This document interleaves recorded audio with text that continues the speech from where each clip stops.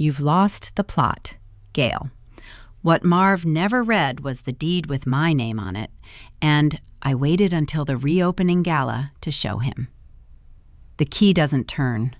I'm standing at the stage door of the Ardmore Theater on 4th Street in Louisville at 7:40 on a Tuesday morning, my grandmother's opera glasses in my coat pocket, like they've been every morning for 19 years, and my key, the brass one, worn smooth, cut in 2004, will not turn in the lock.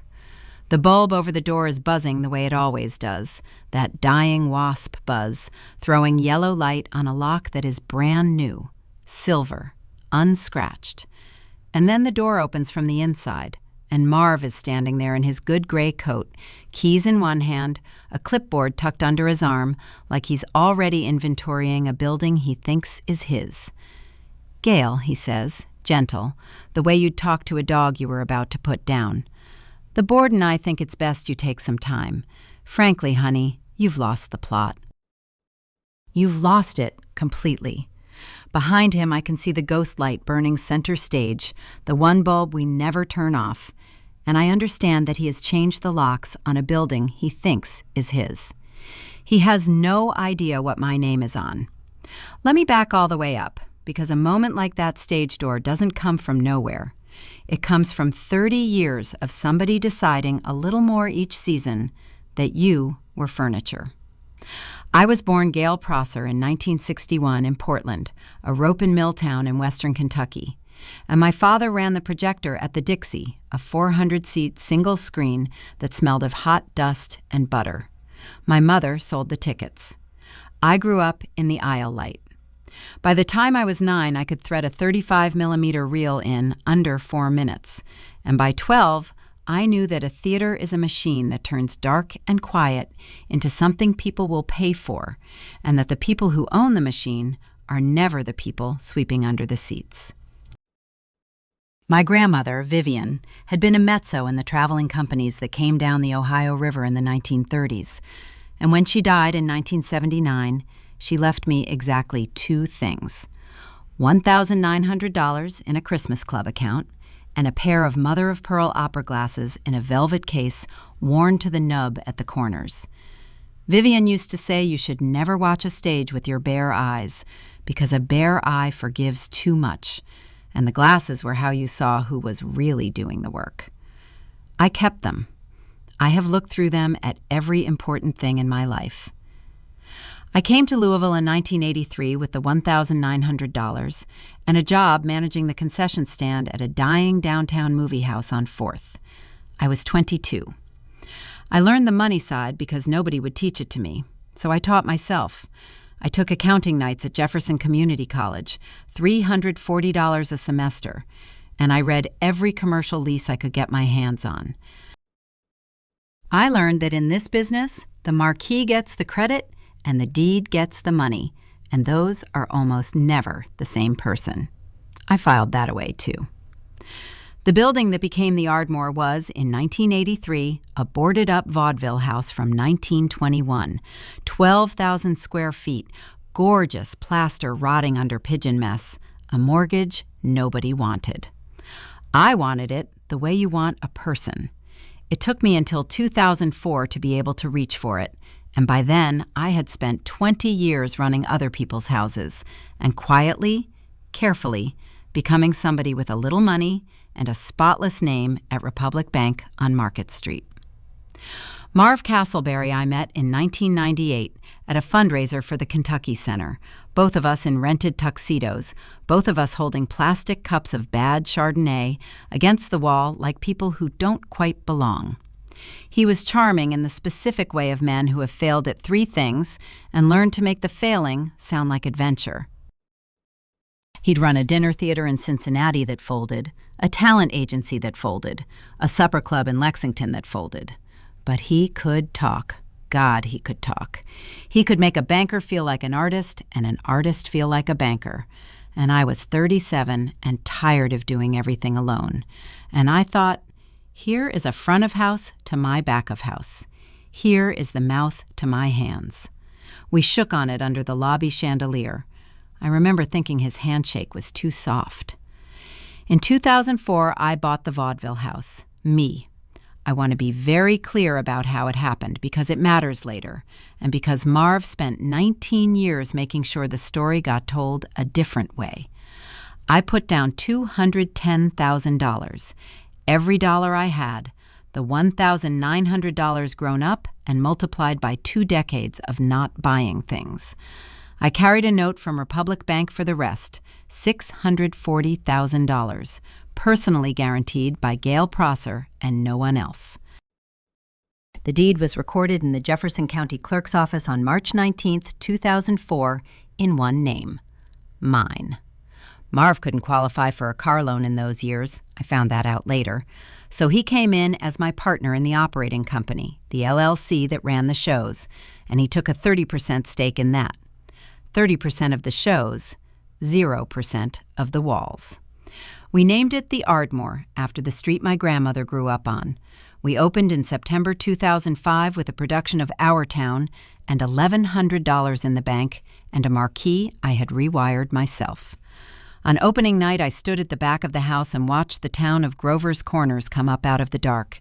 And I lifted Vivian's opera glasses to my eyes, and through the mother of pearl, I watched a 19-year-old kid from Shively deliver the stage manager's final speech and mean every word of it. I cried behind the glasses so nobody could see. That was the best night of my professional life. I didn't know it was also the high water mark of my partnership. The good years were real. I won't pretend they weren't, because a lie about that would cheapen what came after. For about 8 seasons, Marv and I were good. He worked the donors, the Rotary lunches, the naming rights conversations, and he was better at it than I ever could have been. I ran the building, the books, the crews, the leases, the insurance, the endless machinery. We built the Ardmore from $1,100 to a real regional house.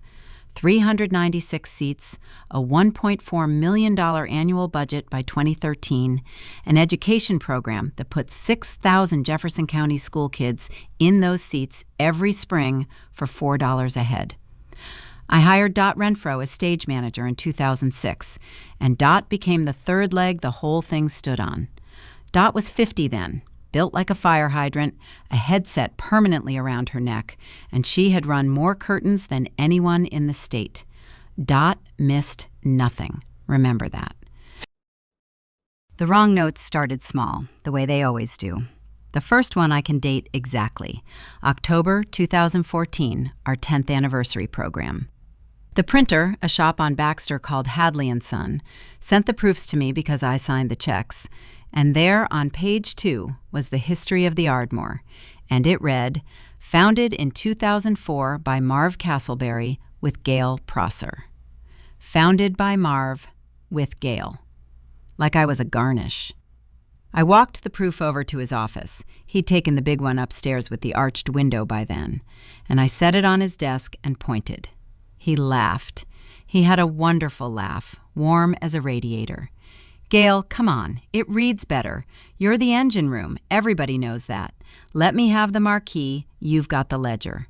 And he squeezed my shoulder, and I let it go. Because it was one line in one program, and I was too busy to fight over grammar. I filed it away. I always filed it away. Second note, spring 2016. I overheard him at the Pendennis Club, where he took donors, telling a table of them that we had put up the building in 2004, leveraged everything we had. We. I was standing at the coat check with Vivian's glasses in my clutch. I'd brought them to show a donor who collected theatrical antiques, and I heard my building become our building in a sentence I wasn't meant to hear. I said nothing. I smiled at the donor. I went home to my house on Roofer Avenue, and I took the deed out of the fireproof box in the closet, and I read my own name on it, recorded March 19th, 2004. And I felt the strangest cold comfort. Let him say we. The clerk's office says me. That was the first time I understood that the thing I owned was a card, and that a card is only worth something if you don't show it too early. Third note, and this one drew blood. December 2018.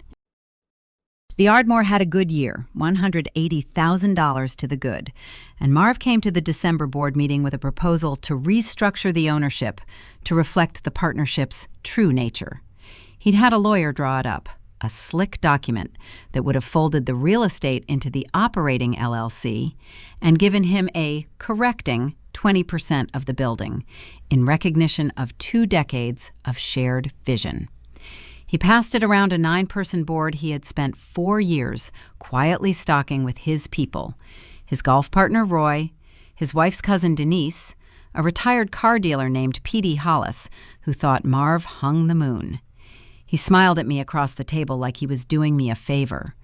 I looked at Alderman. I should tell you about Alderman. Francis Alderman was the corporate attorney I'd quietly kept on retainer since 2004.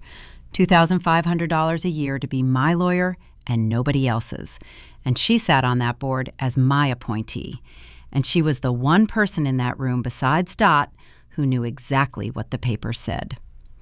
Alderman was 63, silver bob, half glasses, a voice like a screen door. She let Marv finish. She let the room warm to it. And then she said, in that screen door voice, "Marv, the building isn't the LLC's to restructure. It never was. But by all means, let's table it for legal review."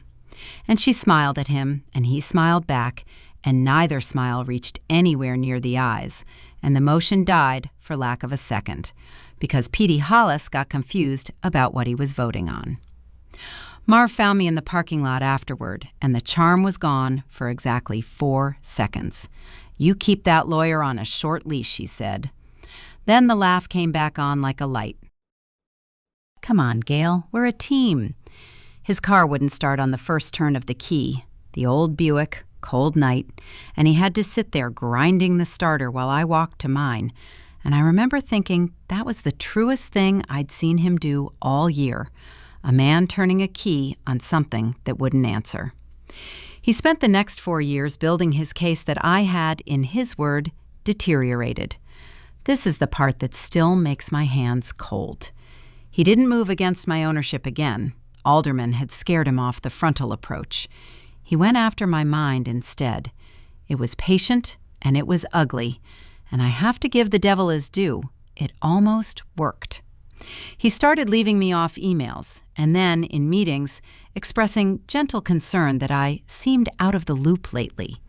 He rescheduled 2 production meetings and told the department heads I'd forgotten again. When I'd say I was never told, he'd get the sad, patient face, the dog you're about to put down face, and say, "Gail, we talked about this Tuesday. You were right there." We had not talked about it Tuesday. There was no Tuesday. But you say there was no Tuesday 3 times in a room, and you start to sound exactly like a person losing the plot. By 2022, he had a narrative and an audience. He'd tell the board, warmly, worriedly, that Gail's carried this place so long, I just want to make sure we're supporting her. Some of the mix-ups lately. Mix-ups he manufactured. He hired an operations manager, a smooth kid named Brant Wiley, whose actual job, I understand now, was to slowly take the building's systems out of my hands. Keys, vendor contacts, the security company, the bank portal. Brant was very sorry, very polite, and very thorough. By the fall of 2023, there were rooms in my own theater I needed to ask permission to enter. Dot saw all of it. Dot Renfro, 50 by the clock in 2006 and 67 now, still with the headset around her neck, cornered me in the prop shop in October 2023 with a look I'd never seen on her.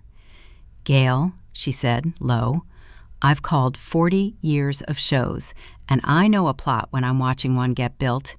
He's not worried about you. He's rehearsing you out of the show." She'd kept a notebook, a red Mead spiral she kept in her stage manager kit, where she'd been logging, since spring, every meeting Marv claimed I'd missed, with a note beside it. GP not notified. I was in the room. Dot had been my witness for months and hadn't said so, because she was gathering, the way a good stage manager gathers, so that when the cue came, she'd have it right. I could have wept. I didn't. I took her hands, which were rough as rope, and I said, "Keep the notebook." The boiling point came on a Tuesday, which I appreciate given how many fake Tuesdays that man had built, November 14th, 2023. The board had voted the previous week, 6-3, his people to mine, to place me on creative sabbatical, a phrase Marv invented, effective immediately, for Gail's health and the health of the institution. Aldermen voted no and put a 2-page objection into the minutes.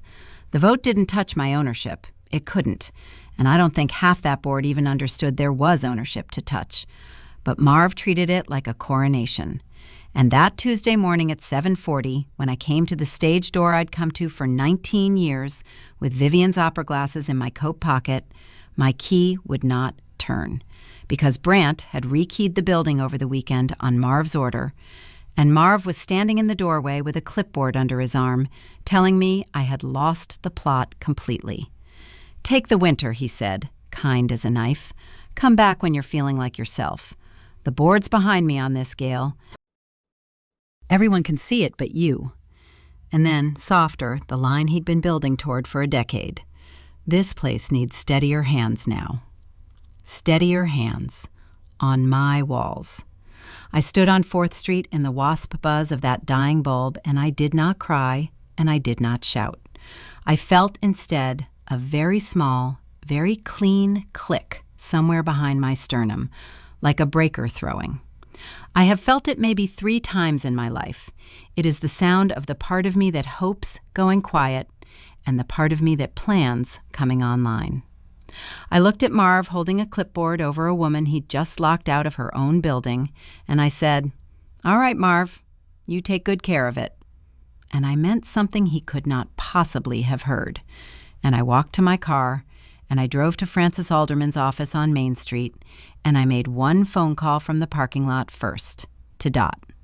"Bring the notebook," I said, "the red one. And every key you've still got." Then I went upstairs, and I put my grandmother's opera glasses on Alderman's desk, in their worn velvet case, because I needed to look at something true while I said the next part out loud. "He thinks the building is his," I said. "Let's remind the world whose name is on it." Here is the thing about a cold decision. It doesn't look like rage. It looks like paperwork. I did not go to the newspapers. I did not send a furious email to the board. I did not, God help me, post anything. For 11 weeks, I did the least dramatic and most devastating thing available to a person who is right. I assembled proof, and I waited for the correct moment to be believed. Alderman and I built it in layers. First, the deed, the original, recorded March 19th, 2004, Jefferson County Clerk Instrument number 2004-0311447. Gail Prosser, sole owner in fee simple.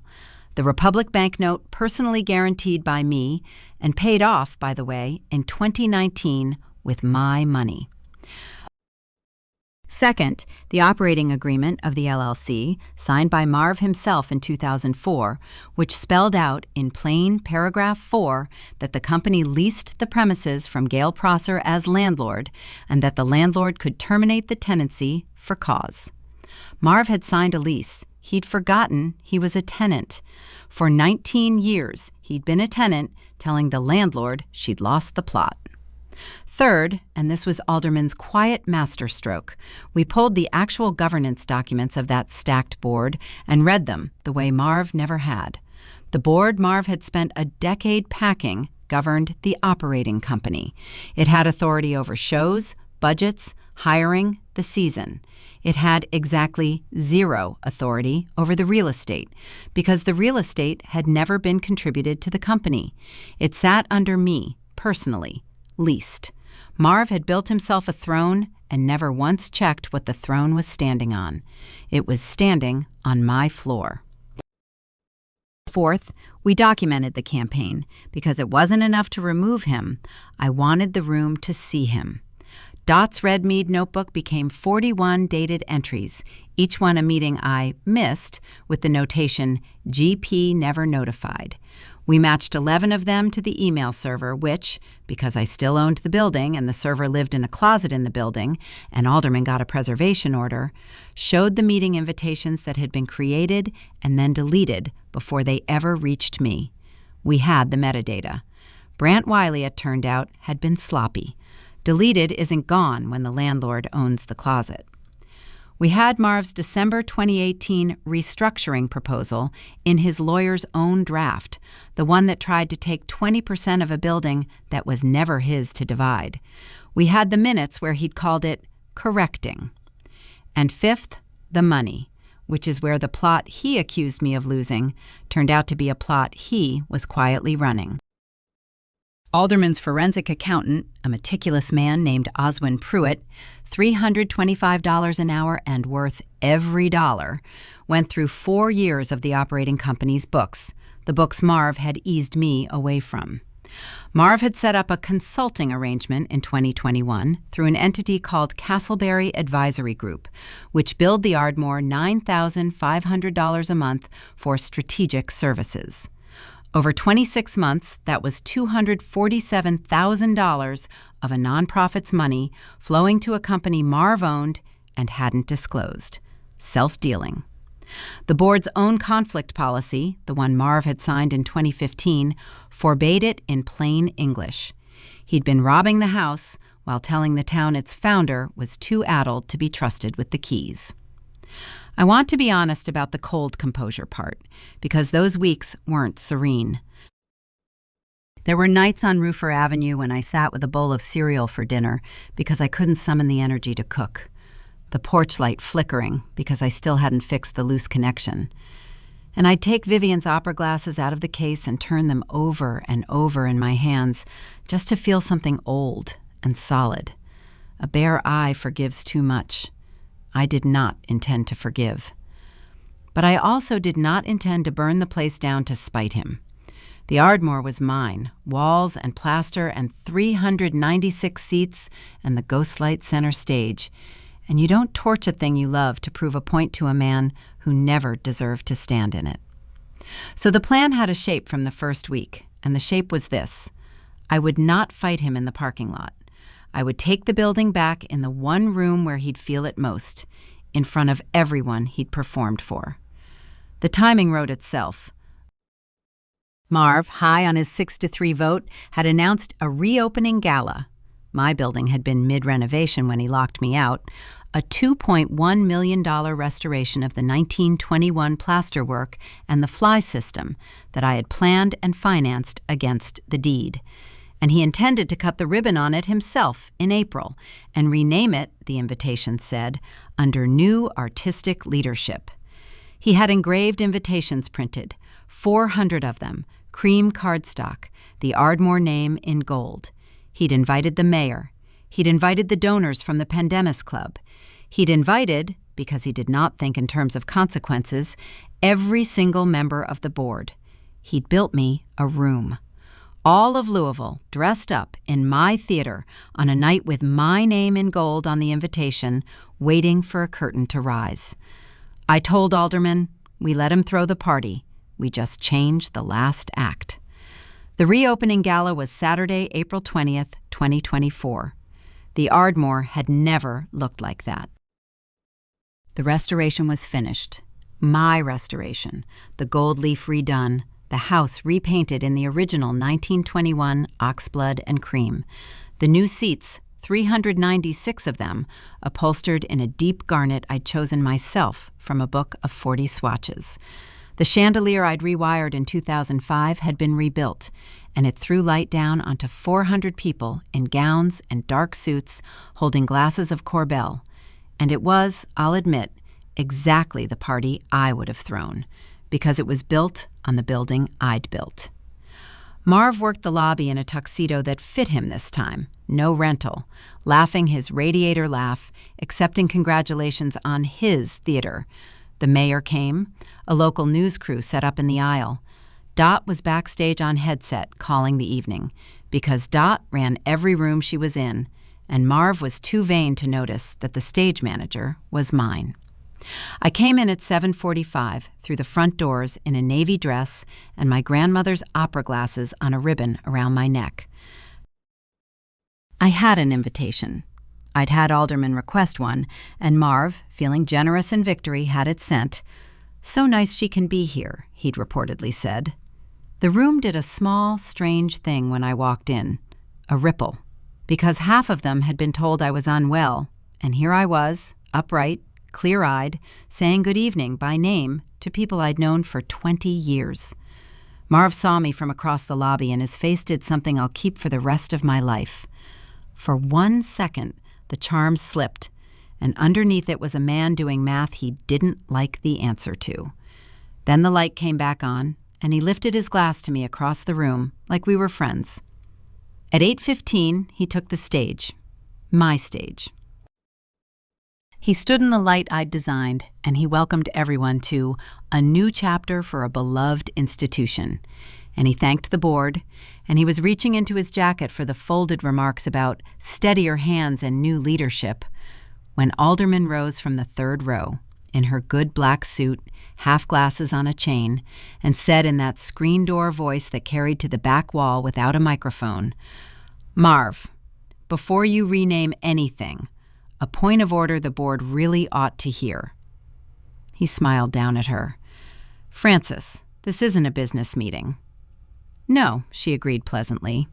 "It's better attended. I think everyone here would like to know who owns the building they're standing in." Dot brought the house lights up halfway on Alderman's cue.